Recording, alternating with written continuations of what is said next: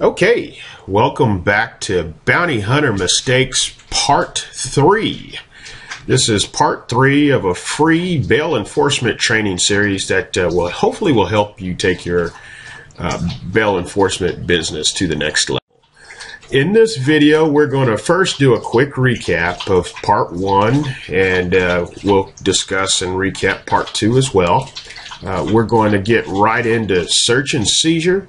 We'll talk about places and things to be searched and places and things to be seized, and what can you search and seize, what can you not search and seize. Then I'll also cover pretext with you. I want to explain to you what exactly pretext is and how to do it correctly so that you make sure that you don't wind up going to jail and or getting sued yourself. At the end of this training series, make sure that you watch this video in its entirety, because I have a free gift that I want to give to you, and I think you're going to find it real beneficial as well. So let's get right into the recap first of videos 1 and 2.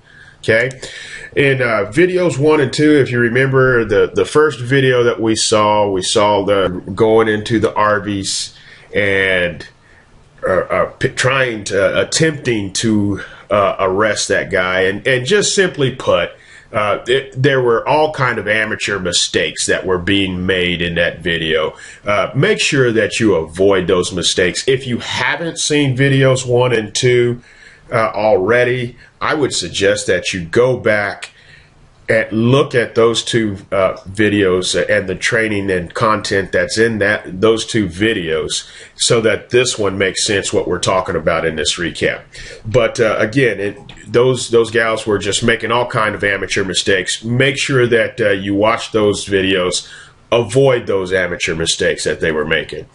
In part 2, we saw how you can successfully make an arrest, and how that's achieved by planning out the arrest, communicating with your team, systematically, methodically searching the area. Remember, those guys went in there very systematically, very methodically, and you could tell that was a planned action. That was a planned arrest, and they had probably done that many times over and done it the same way many times over. So you can achieve your success through planned training. That's what's key in there.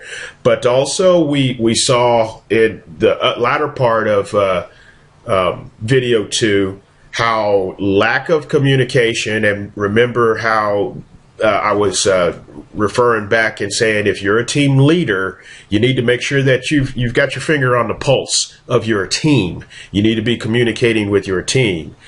Make sure that, again, if those guys were saying and acting in that way while they're being filmed, what are they doing when you're not around? What are they doing when you're not part of the team? So make sure that you're in constant communication with your team. Let's make sure that we're all on the same sheet of music. And the best way to do that, and the best way to stay in constant communication, is to network not only with your team, but other team members, other professionals. Make sure that we're utilizing all of those capabilities to the best of our ability. So now let's get right into part 3 of this series, which is the first part of this part 3 series is going to be search and seizure. So coming up here, I've got a couple of videos that we're going to check out, just like the other ones. They've all came from the same spot, Video King. He's going to get them off of YouTube, right? So I've got these 2 videos off of YouTube. I want you to take a look at this first video. And then we're going to look at I'll stop it, and then we'll look at the second video as well. I'm not going to director's cut these like I did the previous ones, because they're kind of self-explanatory. So let me just put this out there, though. This first video, we're going to talk about what actually gives us the right to seize, and I'm going to show you some similarities and some definite distinctions between us, us being bail enforcement agents and bail enforcement professionals, and law enforcement. What are our similarities? What are our distinctions? Okay, and then we're going to. But this first video is going to talk about the Fourth Amendment. It's kind of dry. I like the fact that somebody else made this video so that I don't have to, but it's kind of dry. I just had to say that, and that's why I'm not going to director's cut it. It's only about 9 minutes long, but it brings the point home as to what gives us the right. And truly, we need to know this, especially in states that require state certification. You have to go over this and have to understand this part of it anyway. So we're going to talk about that and then I'll stop after video 1. We'll talk about it real quick. Then we'll go to video 2, and we'll see an example of law enforcement's take on training. Number 1, how they train. And number 2, how they search and seize. So without further ado, let's just get right into these both videos. Go. So in this video here, it's covering search and seizure and the Fourth Amendment, which is our Fourth Amendment right that talks about things to be searched, things that can be seized by the position or by the stance of law enforcement. Although it is a Fourth Amendment right, it's for our protection against illegal search and seizure from law enforcement. So let's watch this video. At the end of this video, we'll take a quick break and do a recap about it, and I'll go into a little bit more detail of the law pertaining to search and seizure. Let's get started.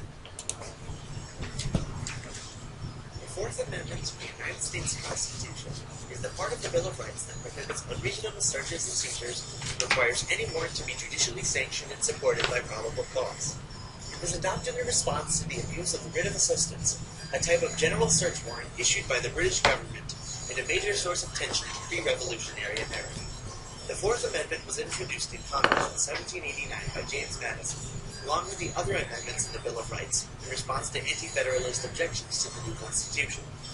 Congress submitted the amendment to the states on September 28, 1789. By December 15, 1791, the necessary 3/4 of the states had ratified it. On March 1, 1792, Secretary of State Thomas Jefferson announced the adoption of the amendment. The Fourth Amendment part of the Bill of Rights is the Fourth Amendment to the U.S. Constitution. Broad terms Under the Fourth Amendment, search and seizure should be limited in scope according to specific information supplied to the issuing court, usually by a law enforcement officer who is sworn by it. This amendment is enforced by the exclusionary rule. That's how you enforce the Fourth Amendment. Once someone has conducted an illegal search in your house, it's no comfort to you to say, yep, there's no illegal search, sorry about that. So what the exclusionary rule does is it prevents evidence that's found from an illegal search being used in court. And there's also a doctrine called fruit of the poison tree. It's not just the evidence that they actually find, it's evidence that is traceable to the evidence they find.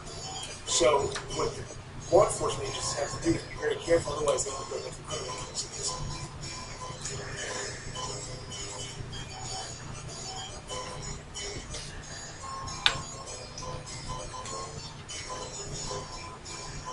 Like many other areas of American law, the Fourth Amendment finds its roots in English law.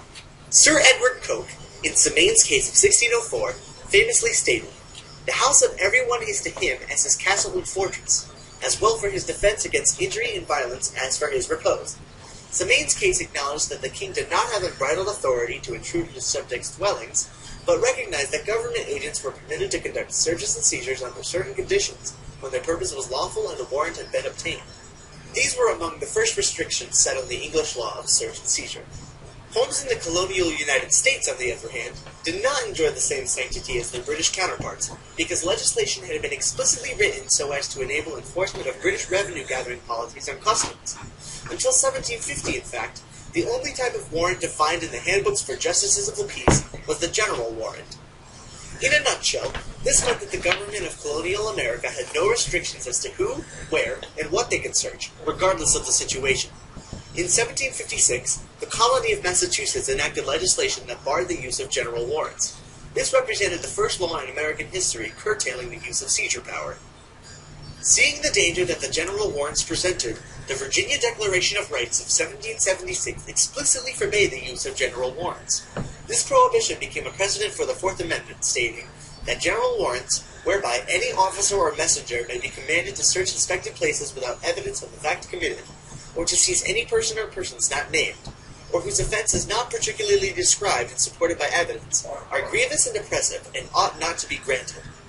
By 1784, 8 state constitutions contained a provision against general warrants. In the first United States Congress, following the state legislators' request, James Madison proposed 20 constitutional amendments based on state bills of rights and English sources such as the Bill of Rights of 1689, including an amendment requiring probable cause for government searches. Congress reduced Madison's proposed 20 amendments to 12, and these were submitted to the states for ratification on September 25, 1789. This brought the total of ratifying states to 6 of the required 10, but the process stalled in other states. Connecticut and Georgia found a Bill of Rights unnecessary, and so they refused to ratify it, while Massachusetts ratified most of Madison's amendments, but failed to send an official notice to the Secretary of State that it had done so. That being said, by December 15, 1791, New York, Pennsylvania, Rhode Island, Virginia, and Vermont had all ratified the amendment. On March 1, 1792, Secretary of State Thomas Jefferson announced the adoption of the 10 successfully ratified amendments. The Fourth Amendment has been held to mean that a search or an arrest generally requires a judicially sanctioned warrant. In order for such a warrant to be considered reasonable, it must be supported by probable cause and be limited in scope according to specific information supplied by a person, usually a law enforcement officer, who is sworn by it and is therefore accountable to the issuing court. The amendment applies to governmental searches and seizures, but not those done by private citizens or organizations who are not acting on behalf of the government. What the police or the FBI or any law enforcement agency has to do in order to conduct a legal search is obtain a warrant from the court. And to do that, they have to have what they call to the Fourth Amendment probable cause to get the warrant. They have to go and explain to an issuing authority, whether it's a magistrate, judge, something like that, what it is that they suspect they're looking for, and give some particularity to the area they're looking for, so that it is reasonable. Fourth Amendment case laws deal with 3 central issues: what government activities constitute searches and seizures, what constitutes probable cause for these actions, and how violations of Fourth Amendment rights should be addressed. In certain situations, law enforcement may perform a search when they have a reasonable suspicion of criminal activity, even if it falls short of probable cause necessary for an arrest. The Fourth Amendment also prescribes unreasonable seizure of any person's home, or personal property without a warrant. A seizure of property occurs when there is some meaningful interference with an individual's possessory interest in that property, such as when a police officer takes personal property without warrant as evidence, or when they participate in an eviction. The amendment also protects against unreasonable seizure of persons, including a brief detention. The government may not detain an individual even momentarily, without reasonable and articulable suspicion, with a few exceptions. The fruit of the Forbidden Tree Doctrine describes the unconstitutional act of obtaining information for a court ruling through violations of one's Fourth Amendment rights. That being said, one's Fourth Amendment rights are not violated when law enforcers use warrants, or when a party gives consent to a search. Under the Fourth Amendment, law enforcement must receive written permission from a court of law, or otherwise qualified magistrate, to lawfully search and seize evidence while investigating criminal activity. A court grants permission by issuing a writ known as a warrant. A search or seizure is generally unreasonable and unconstitutional if conducted without a valid warrant, and the police must obtain a warrant whenever practicable. Searches and seizures without a warrant are not considered unreasonable if one of the specifically established and well-delineated exceptions to the warrant requirement applies. If a party gives consent to a search, a warrant is not required. There are exceptions and complications to the rule, including the scope of the consent given, whether the consent is voluntarily given, and whether an individual has the right to consent to a search of another's property. While it is important to keep these things in mind, many people often misconceive the Fourth Amendment. I think the number one misconception is it only applies to the government searching. It doesn't apply to non-government agencies searching. Obviously, if someone that's a criminal breaks your house, that's also illegal, but it's not an illegal search. It's an illegal break and entry. So let's say someone breaks down the door, and the cops come into your house chasing after the guy, and they find you have illegal contraband. Guess what? They didn't illegally search your house. That's not why they're there. people think that just because something is found through a search that does not have a warrant, it's subject to exclusion. That's not the case. The idea of the amendment is to prevent the government from consciously violating rights, essentially. If you're conducting illegal activity, that's not protected simply because it's discovered by accident. From English law to modern-day American practices, our rights regarding search and seizure play a large role in our lives.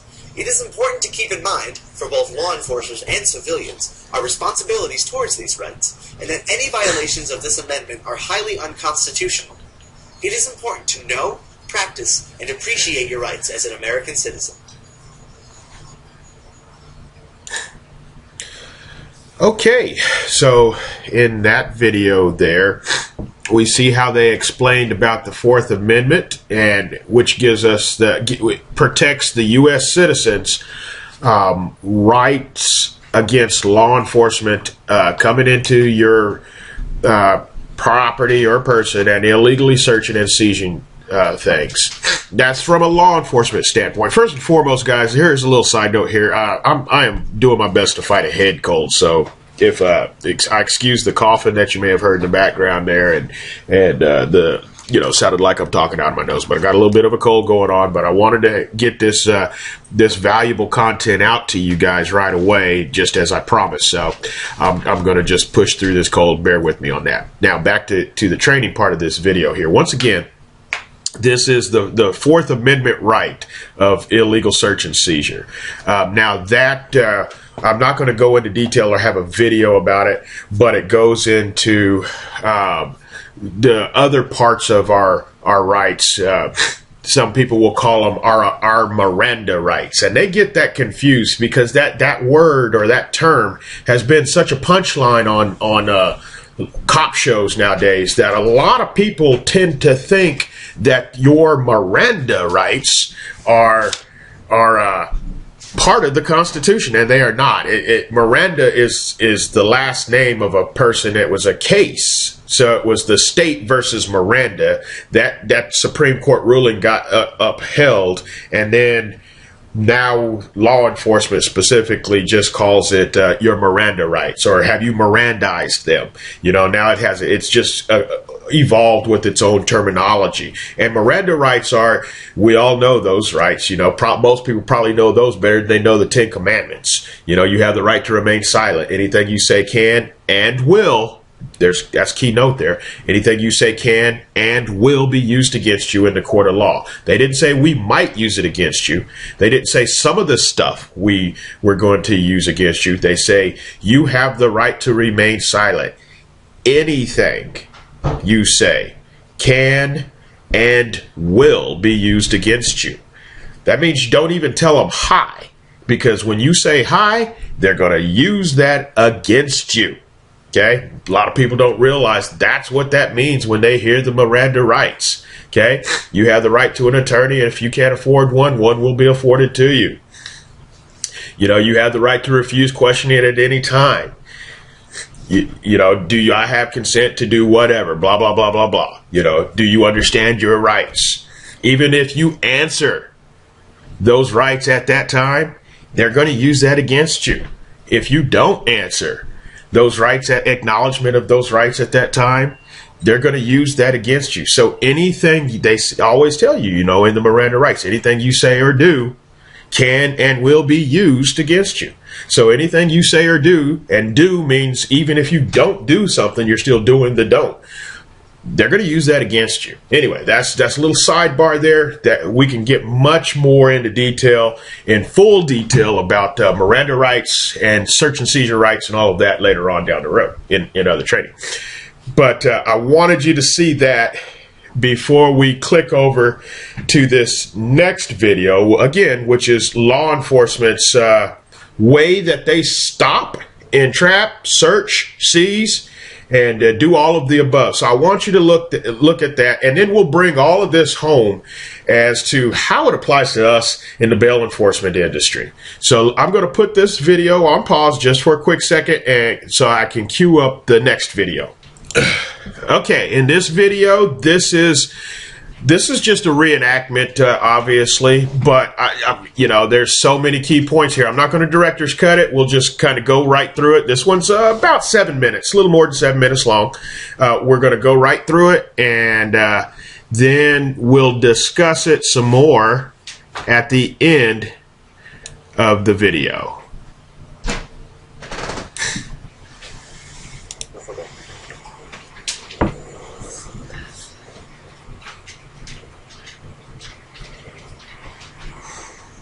Fellas, Afternoon, Rodriguez. What do you got? we're looking for a suspect. You hear about the Amber Alert? One that happened over the weekend. Little girl was taken at gunpoint. Yep. That was 3 days ago. Really think doing the DL checks gonna do any good? Doesn't matter what I think. Captain's orders. Okay. Latino male, late 50s. Black mustache. Wearing glasses. Last seen in a white sedan. Got it. I'll be up ahead.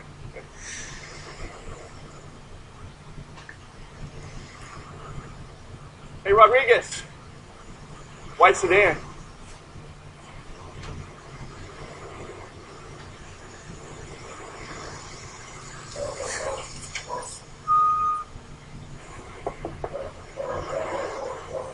How you doing today, sir? Okay. I see driver's license and registration, please.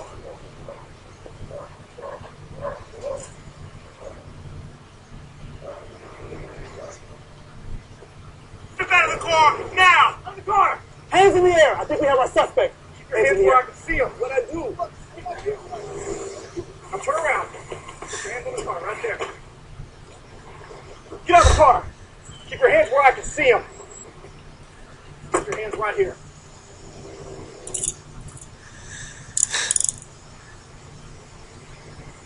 Walk over here. Where you guys headed? I'm driving him home. We work together. Where do you work? Automotive specialist on 3rd Street. You work there too? Yeah, we all work there.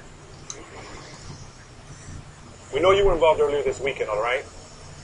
What? Involved in what? We have a witness on the way here now, okay? What? Right now you can tell me what really happened and let me know before they get here. Before who gets here? I don't know what you're talking about. You know what? Don't act stupid. I don't know what. You weren't involved in the little girl going missing this weekend. No, absolutely not. I got nothing to do with it. Is this your car? Yes, sir. Is there anything in there I should know about? Any weapons or narcotics? No, sir. You mind if I check it out just for my safety? Why do you want to do that? It's just procedure. You don't have anything in there illegal. You don't have anything to worry about, right? Are they allowed to do that?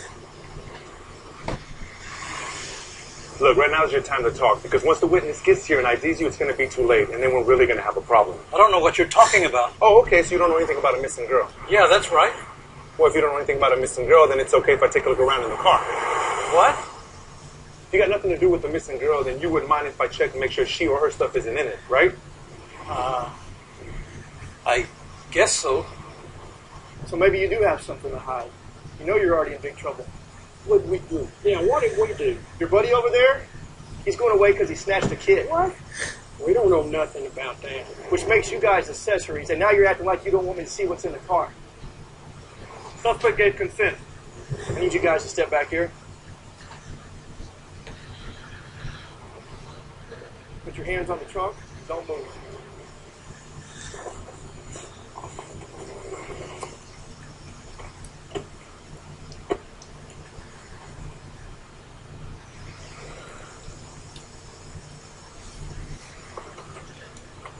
Nothing up here. You find anything?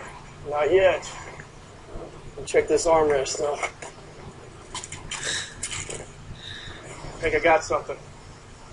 Turn around. What do we have here? What is it? Vicodin. A whole lot of Vicodin. Okay, whose is this? Man, I never seen that. Ain't mine, sir. Let's see what the suspect has to say. Well, it's your car. I know it's my car. A lot of people borrow my car. All the time. Yeah, like who? Like my neighbor, my brother, my daughter sometimes.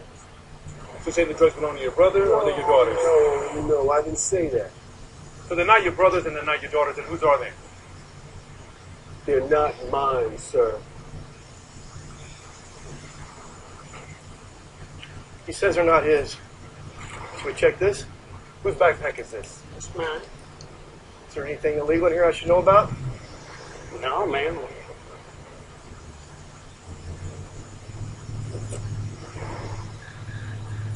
like we got some cash here. A lot of cash. Like $400 or $500 here. Yeah, it's mine. I get paid in cash. Drug paraphernalia? Hey, now, I ain't got no drug paraphernalia. Got bags. Oh, yeah, you do. That ain't mine. I ain't never seen that. But this is your backpack. Well, yeah, it's my backpack, but I loaned it to a friend last week. My stupid friend probably left that in there. Need you to turn around and put your hands behind your back. Man, You're under arrest for the possession of a controlled substance with the intent to distribute. You have the right to remain silent. Anything you say can and will be used against you. Put your hands behind your back. You're under arrest. What the? Why am I arrested? Tell me you didn't know those drugs were in your car. No, man. I'm just giving these dudes a ride home. Look, no one's claiming the bike in it. So the three of you are going to jail. It's that simple.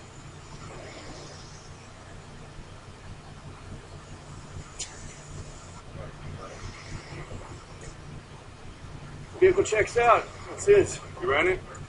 Yep. And the suspects have no problems.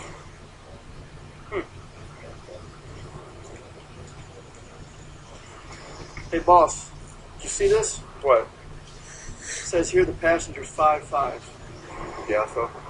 Well, the child abduction suspect is 6 feet tall. That's a huge difference. So just the drug charges. But isn't that going to make the drug evidence inadmissible?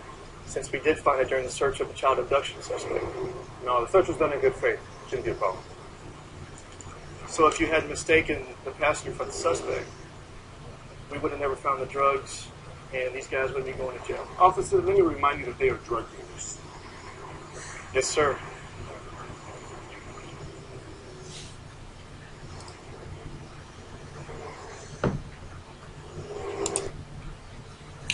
Okay, as you can see, this is, I think, coming from the University of Texas in Austin there. And I'm not sure what their intent was for making this video. Again, it's just something that I found on YouTube. But I think it points out exactly, it's a good depiction of what we saw, what was being discussed in the first video about Fourth Amendment right and the right for law enforcement to illegally search and seize properties of individuals, of citizens. It also brings home the point that that guy, the state representative in the first video, was talking about fruit of the poisonous tree or poisonous vine, and that's what he meant by that was when they were looking for in this second video, the cops were looking for the child abduction suspect. They stopped this person. They weren't looking for drugs, but found these drugs and decided they were going to take these people to jail anyway. And I mean, I'm not going to get into what was all right and wrong about that, because the whole thing was wrong. And the whole thing, you know, they shouldn't have stopped those guys. None of them should. They should have been released and let go and sent on their way with an apology. But the whole reason why they didn't, and this happens more often than not out here in the law enforcement community, is because then the law enforcement feels like they have egg on their face if we just let them go. You know, when I was an MP in the military, the first thing they drilled into us is we are not trained to lose fights. We are not trained to lose arguments. You will never lose an argument with me. You will never lose a fight with me. Doesn't matter how big you are. Doesn't matter how bad you are, because I got a radio and I can call all the backup in the world that you just will never defeat. And you know, so all law enforcement is trained that way. We're not trained to lose fights. We're not trained to lose arguments. So if this guy, you know, they would lose ground, they feel in their mind, the cops would, if they let those guys go. And then the word got back into the community that, hey, yeah, they illegally stopped and searched us, and this is what happened as a result of it. So once they go down that forbidden path, if you will, by proxy, they have to continue down that path all the way to booking those guys into jail, because otherwise they lose ground in the community as a cop. So that's one of the dilemmas that happens, and all of that can be avoided if we being law enforcement, we being bail enforcement, do your due diligence. Make sure that you are at the right place at the right time when you're searching and seizing things. There's 3 other rules that most cops go by, that they have to go by when we're doing a search and a seizure. Am I here legally? Is what I see illegal? And can it be used in the court of law? Those are those three basic questions. If every law enforcement asks that of themselves before they did anything else, there wouldn't be so many cases of illegal search and seizure. There wouldn't be so many cases getting overturned in the court system. The court system wouldn't get overworked, so on and so forth. But law enforcement needs to ask those 3 things. Am I here legally? Is what I see illegal? And can it be seized? And can it be searched? And can it be used in court? You know, those are the 3 things that they need to be asking.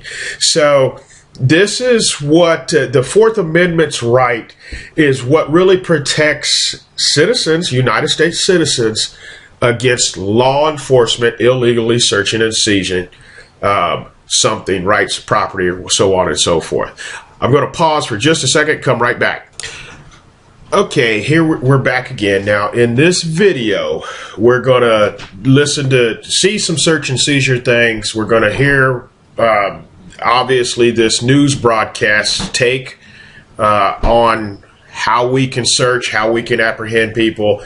I said I wasn't going to director's cut this, but I just can't resist, guys. I think it's so important that I am going to have to stop periodically throughout this this little short clip here, because I want to make sure that we get some good things. But I want you to also see this law enforcement and this newscast's stance on things. Just because they're saying it in the tone and taking the posture that they're saying these things does not mean that it's correct. And so I am going to director's cut this so that we can see the distinctions between their opinion, there being this newscast and this sheriff that they're talking to, and what truly is the law. So let's get right into this, and then I will interrupt and director's cut it. Watch the bounty hunter bust go down. Tonight, we analyze exactly what we saw. A local sheriff and state-approved training instructor are concerned with the tactics used. Andy Fox is here to answer the question, is bounty hunting legal, and why is what we videotape catching the eye of the local sheriff? Andy? Tom and Nicole, in 1998, the General Assembly of Virginia tried to ban bounty hunting, but the bill failed. In 2002, the General Assembly directed the Virginia State Crime Commission to study bounty hunting, which until then, believe it or not, was completely unregulated. In 2004, the General Assembly set laws. Today, bounty hunting is legal in Virginia, but the business of looking for those who fail to show up in court is high risk, and critics of what they do are everywhere.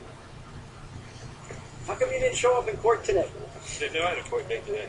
When Michael Scott signed a bail bond contract to get out of jail, he in effect became the property of the bail bondsman and agreed to waive constitutional rights. Of course, with Sheriff Bill Watson. A lot of people don't read the fine print. When you bond out, you look at fine print, you're basically waiving your rights as a U.S. citizen. This is it.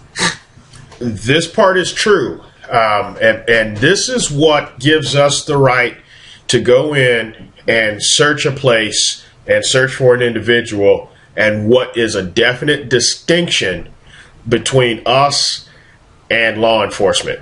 More specifically, there's a Supreme Court ruling called Nichols versus Ingersoll. There's also several other Supreme Court rulings, and ours is a contract more of civil right than it is by law. That's what gives us the distinction.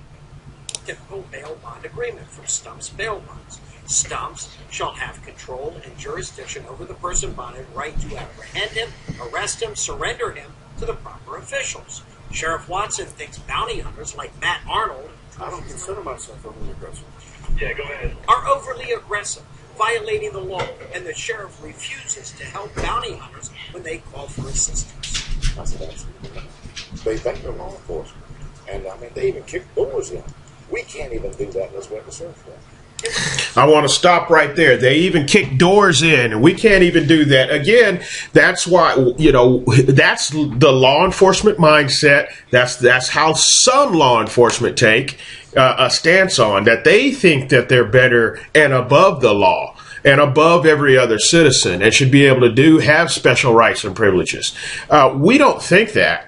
And we being bounty hunters, we just know what we're entitled to. Again, Taylor versus Tainter, 1872. Taylor versus Tainter, Supreme Court ruling of 1872. It specifically states, and I'll give you that quote as soon as we're done looking at this tape, that we do have the right to kick the door in. It literally says that in the Supreme Court ruling. So this is just one of those. I understand this sheriff's conviction and his passion in what he's saying and how he feels that what he's saying is true. But just because he has conviction and passion in what he's saying doesn't mean that it's right. He is wrong, drop dead wrong.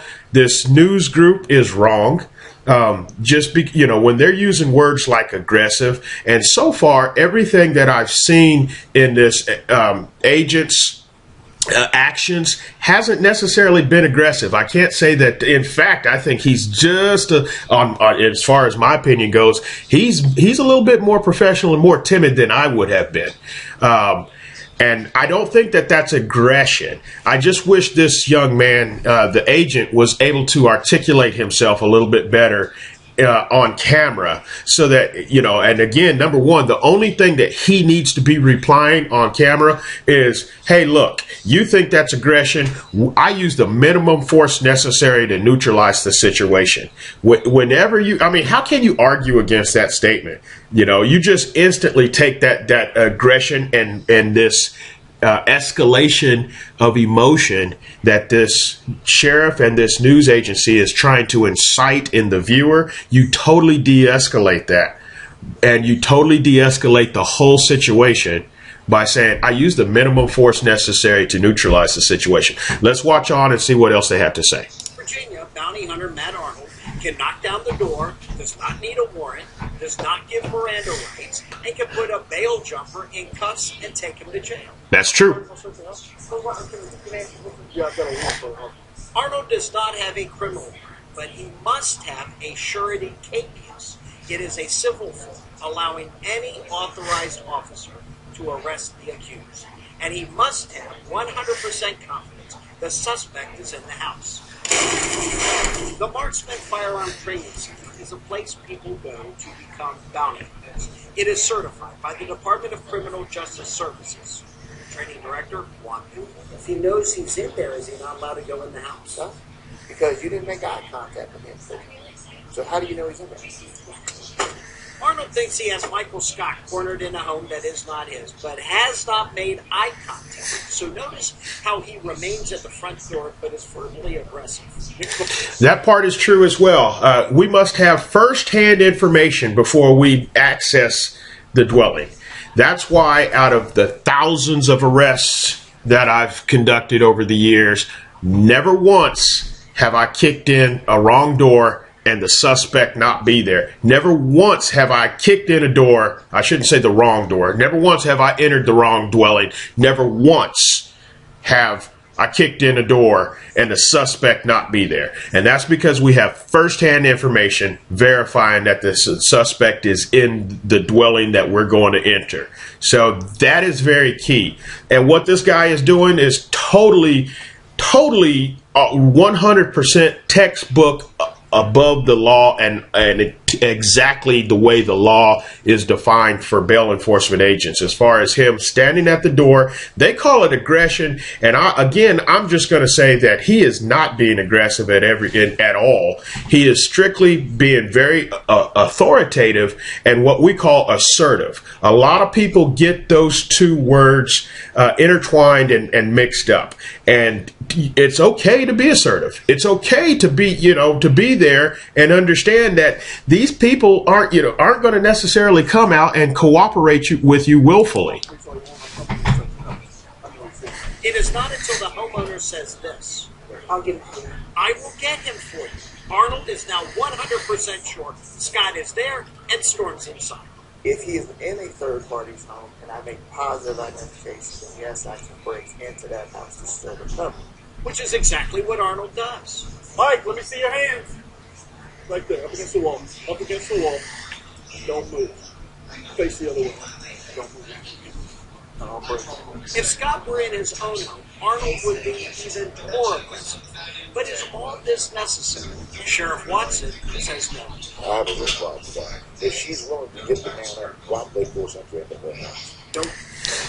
I'll tell you why we force entry into the house like that, right then and there, is because, number one, we're not going to give him time or her time. Now we're at what we call that fight or flight syndrome, to where the fugitive and or everybody else in that house is going to shift into one of two survival thinking modes. They're either going to fight or they're going to take flight. And we're not going to give them the chance to do either or, which reduces our liability. They're not. I don't want them to go in there, oh, yeah, I'll go get him for you. Well, you know how many times I've heard that and then been shot at? Oh, yeah, I'll go get him for you. And then the next thing you know, I got a Rottweiler coming out of the other room chasing me down. Why would we? That's that fight or flight. You know, they chose. We're not going to give them the opportunity to do either one.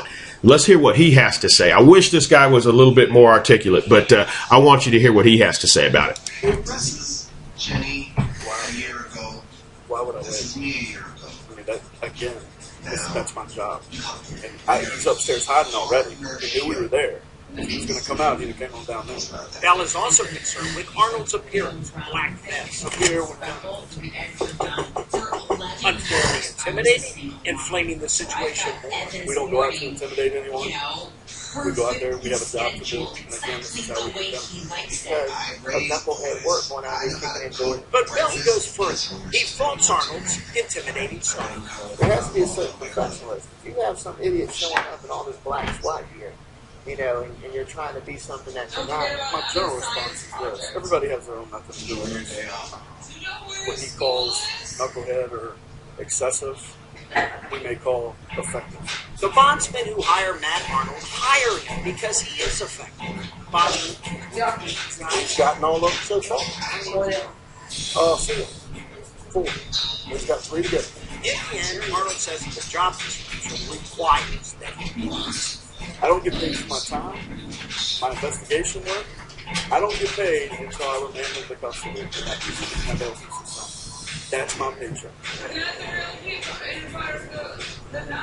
And there they go, taking Michael Scott to the Virginia Beach jail. And on your side took the call from the viewer today to stop Matt and his partner Rob Sheen. They're big bullies with guns, but they have a serious check and balance. Do not make mistakes. State law says you cannot be a bounty hunter if you are a convicted felon. If you break down the wrong door, you can be charged with felony breaking and entering, and if you are convicted, your career as a bounty hunter is and that part is true. Again, that's why I stand by our record. I stand by the success record of all the ones that I have trained in the past and have done exactly what they have learned in their training and have been successful at it for years and years to come, and have made hundreds of thousands and millions of dollars at it. If you do get caught kicking in the wrong door, you will get charged, you will go to jail, you will get sued, your career will be short-lived. That's just plain and simple. But with the proper training and the proper guidance and the proper network, none of that ever becomes an issue, regardless of how many times you see different news clips saying whatever they have to say about us. So let's move on. I'm going to pause this video and we'll queue up and get ready to go into pretext and talk about it a little bit.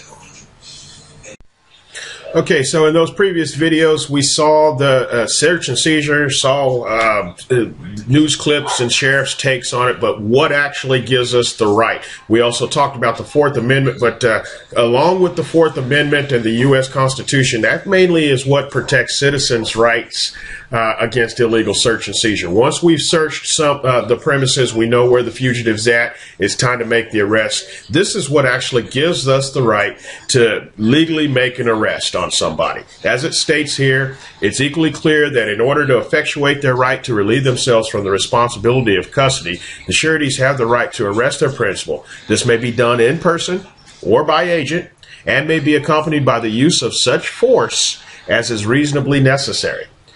No new process, that means no new warrant. No new warrant is necessary. In effect, the arrest amounts to no more than taking into custody of one that's already under his dominion. And what that means, I know that's kind of a lot of legal jargon there, but simply put, what that means is we're not rearresting the individual when we're going to arrest them. They're already in custody. And that's explained later in training, but they're already in custody. So at this Supreme Court ruling, which is Brickett versus Massachusetts, is what gives us the right to do it. I want to reiterate some of the things, and I quote here, by common law, the bail has the custody of the principal and may take him at any time in any place. The taking's not considered as the service of process, but as a continuation of custody which has been at the request of the principal committed to the bail. The principal may therefore be taken on Sunday.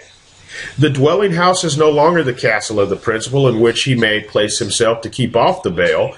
If the door should not be opened on demand at midnight, the bail may break it down and take the principal from his bed, if that measure should be necessary to enable the bail to take the principal. Okay, so what that is saying, again, is if we can take them, and the reason why specifically it's stating on Sunday, as you can see, this is a very old Supreme Court ruling, but it still stands the test of time. And back in the day, you know, no work was done on the Sabbath. You didn't do anything on the Sabbath. So this is saying that our job, in other words, arresting the principal, takes such priority and such precedence that this Supreme Court ruling is saying that you can even do it on Sunday, when no other work is at that time was supposed to be done. Let's see what another Supreme Court ruling says about taking bail. Okay, this is Taylor versus Tainter, 1872. You've, through all the video series that we've been talking about thus far, you've heard me give reference to Taylor versus Tainter, 1872. And this is the Supreme Court ruling. This is just a clip of that Supreme Court ruling, okay? When bail is given, the principal is regarded as delivered to the custody of his sureties. Their dominion is a continuation of the original imprisonment. Whenever they choose to do so, they may seize him and deliver him up in their discharge. And if that cannot be done at once, they may imprison him until it can be done. They may exercise their rights in person or by agent. They may pursue him into another state, may arrest him on the Sabbath, and if necessary, may break and enter his house for that purpose. Their seizure is not made by virtue of new process, none is needed.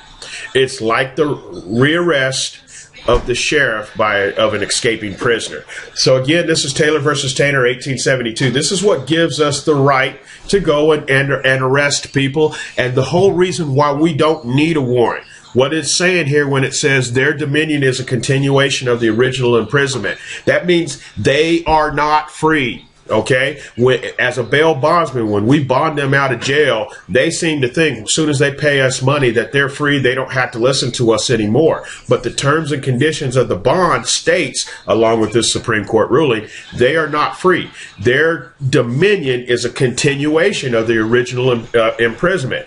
If you will, look at it as they have jailers of their own choosing, which is the bail bondsman. And the bail bondsman has the right to arrest them anytime he wants. Just as it says, whenever they choose to do so, they may seize and deliver him up in their discharge. So whenever the bondsman wants to go and arrest the person, it doesn't say the person has to miss court for us to be able to go arrest him. It doesn't say that the person has to violate or break another law before they can be rearrested and their bond be revoked. It doesn't say that the cosigner has to call and ask to have and say they want to be relieved of the bond and they don't want to be the cosigner anymore. In fact, this says whenever they choose to do so, they being the bail bondsman, whenever the principal wants to or the surety in this case wants to go and relieve themselves of the bond, they can. They may exercise their right in person and by agent, and if necessary, may break the door to do so.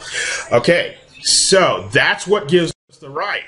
Now, this is still a 3-part series, Bounty Hunters' Mistakes and What to Do, What Not to Do. In this series, we just talked about, of search and seizure, we just talked about some of the mistakes is, number one, learn how to articulate yourself, both in court and on the video. Don't come across as aggressive like that one bail enforcement agent in the news clip was coming across. Learn what can be searched, what cannot be searched and seized, and so things like that. I'm going to keep this part of part 3. I'm going to cut it off here before we get into pretext, and I'm only doing this for file size of the video itself because I'm probably getting into about close to 40 minutes on this particular video. So I'm gonna end this video right here, and I'll see you on part 2 of Bounty Hunter Mistakes Part 3.